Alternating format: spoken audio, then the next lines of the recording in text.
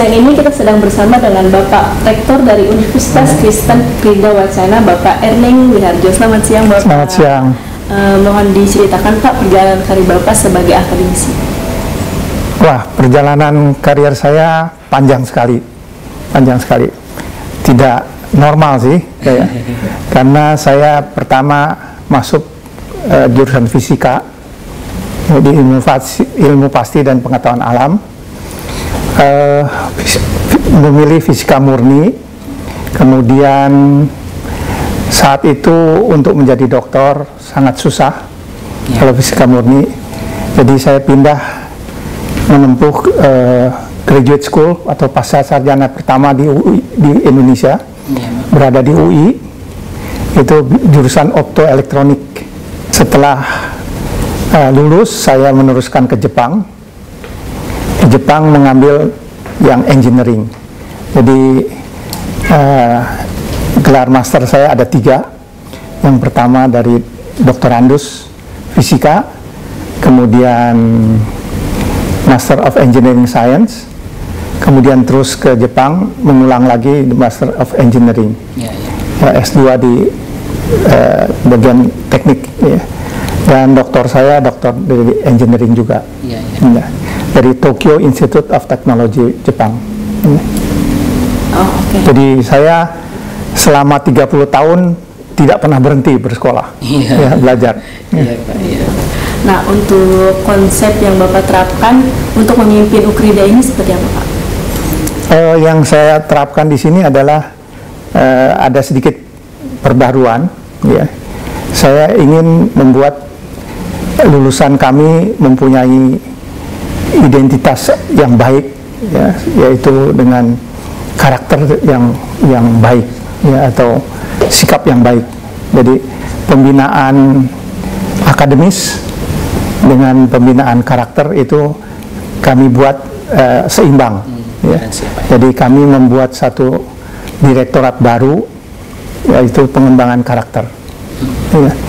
Jadi lulusan UKRIDA di masa dekat mendatang itu siap orang yang punya mental yang baik, punya kelakuan yang baik,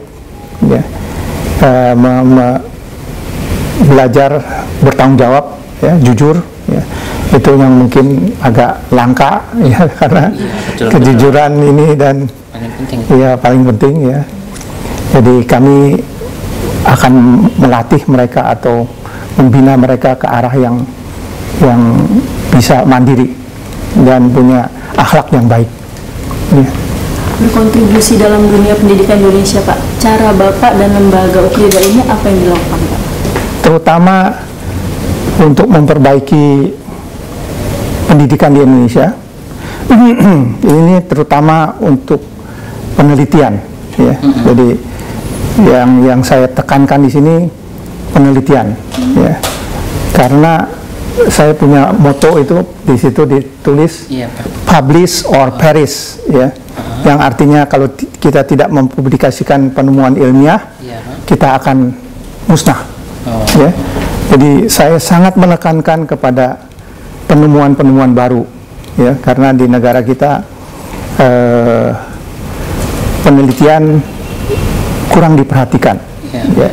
Baru-baru ini Mendikbud mengeluarkan peraturan, kalau tidak melakukan penelitian, dosen tidak akan naik pangkat dan tidak mungkin bisa jadi profesor dan sebagainya.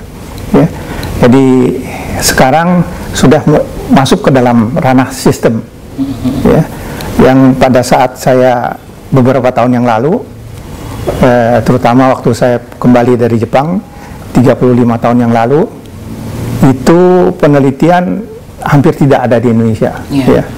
Jadi sebetulnya penelitian adalah sesuatu yang harus dilakukan di universitas.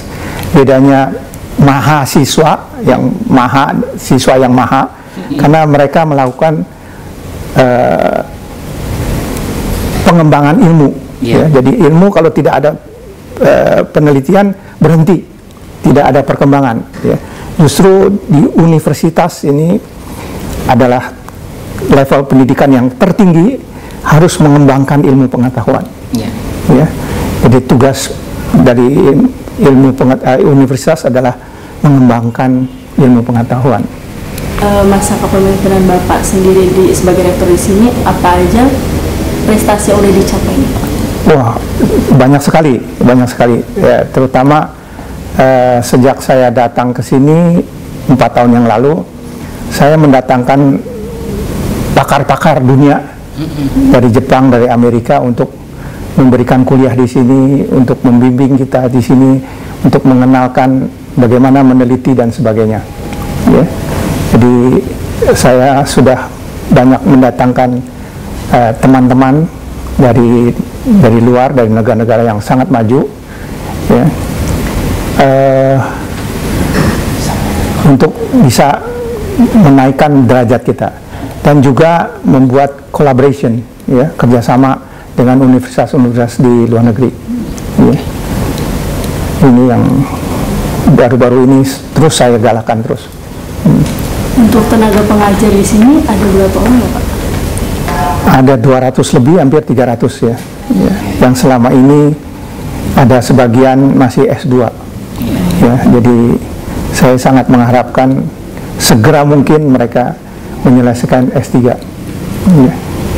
Untuk persentase pria dan wanitanya ada berapa persen? Wanita dan pria. Wanita cukup banyak di sini, ya, cukup banyak, terutama di psikologi. Di psikologi 70-80% wanita, pengajar wanita, juga di sastra Inggris. Ya. Kalau di teknik hampir separuh-separuh mungkin, ya, separuh-separuh, ya, atau 60%, 40% gitu ya, 60% laki-laki. Ya. Sesi Bapak ke depannya untuk UKRIDA sendiri, Pak? Saya bercita-cita membuat universitas ini dikenal di Asia paling tidak. Ya. Jadi oleh karenanya saya banyak mengarah untuk kerjasama dengan luar negeri, ya, kerjasama dengan luar negeri yang sedang dirintis itu dengan Taiwan, ya, kemudian dengan Malaysia, dengan Jepang, ya. Ini sudah mulai digarap, ya. Dari program studi yang ada di sini seperti apa, kan biasa saya dengar itu ada yang sudah mulai dijalankan akreditasi internasional seperti itu, atau seperti apa di UKRIDA, Pak? Ada berapa program studi? Untuk akreditasi internasional belum, ya, baru sedang dipersiapkan. Ya. Untuk kami telah mendatangkan, mungkin termasuk yang mula atau yang terdepan gitu ya, untuk mengundang Jabe dari Jepang, ya. Direktur dari Jabe itu pernah memberikan seminar atau kuliah umum di tempat kita, ya. Jadi karena saya sangat tertarik untuk membuat akreditasi secara internasional, ya. Jadi kami merencanakan untuk ke sana mendapatkan international accreditation. Ya. Ada berapa program studi dan yang menjadi unggulan di sini seperti apa aja, Pak? Unggulan yang sekarang paling unggul tentunya kedokteran, ya, kedokteran. Kami mempunyai mahasiswa asing banyak sekali, ya.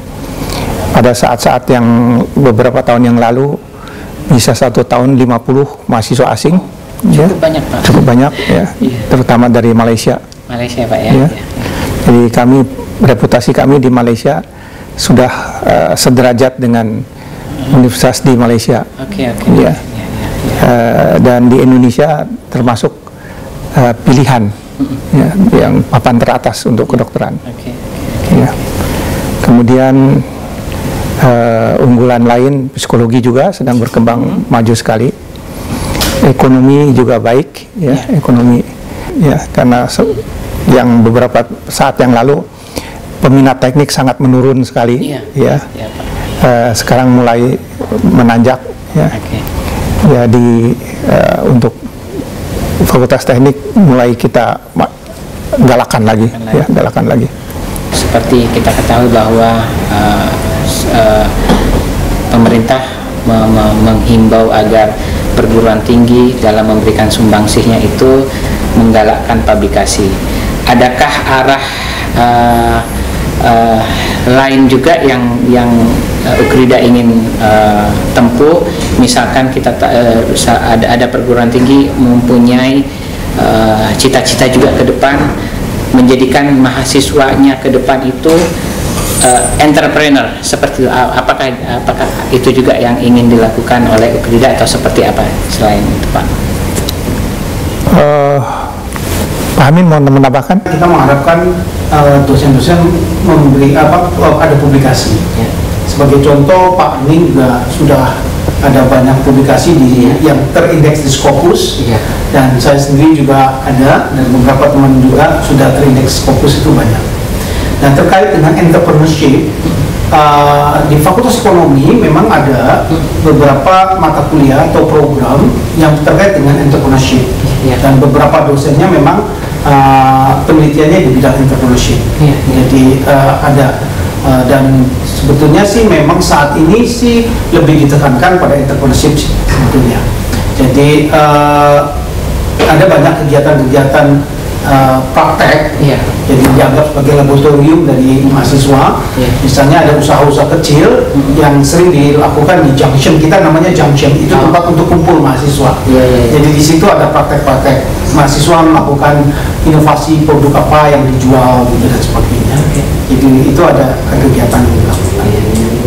Kita tahu bahwa yang jadi unggulan di sini, Pak, adalah tadi Bapak sebutkan adalah Fakultas Kedokteran. Mungkin pengembangan ke depannya, kalau saya tidak salah, Ukrida juga lagi membangun rumah sakit. Betul, ya, betul. Betul. Ya, rumah sakit pun sudah, meskipun sudah ada satu di Sentul, ya, sudah berjalan sangat baik. Ya. Tapi kami ingin membuat yang lebih besar lagi, jauh lebih besar, 8 lantai. Ya, ada 250 bed. Ya. Dan poliklinik macam-macam, ada 15 poliklinik nanti. Ya. Itu pun salah satu yang sedang digarap, ya, untuk meningkatkan kualitas dari lulusan kami. Ya. Ada satu hal yang sangat penting sekali, ya, sangat penting, karena selama ini bidang optometri di negara kita sangat terbelakang, ya. Dan ini sangat menyedihkan, karena saya adalah guru besar tamu dalam bidang optometri, optometri di Cina, ya, di Shenyang, kota Shenyang di sebelah utara Cina. Padahal di negara kita ini optometri dari zaman dahulu kala sampai sekarang hanya D3, D3, akademi, ya. Dan di negara-negara maju seperti, ya, negara yang paling gampang, negara tetangga Malaysia, itu mereka sudah sampai S3, sampai doktor optometri. Kita sarjana aja belum, ya, S1 aja belum. Dan kebutuhan masyarakat untuk optometri sangat besar. Ya, tidak ada satu manusia pun yang bisa menghindar dari kelainan refraksi selama hidupnya. Ya. Jadi ini kebutuhan yang sangat mendasar untuk semua manusia hidup di dunia, tidak bisa terelakkan. Dan ini bukan bidang kedokteran mata. Jadi untuk kedokteran itu tidak ada kuliah fisika. Jadi dokter tidak bisa menangani optometri. Kedokteran mata hanya belajar fisika 1 atau 2 semester. Ya, jadi dokter mata tidak bisa menangani optometri.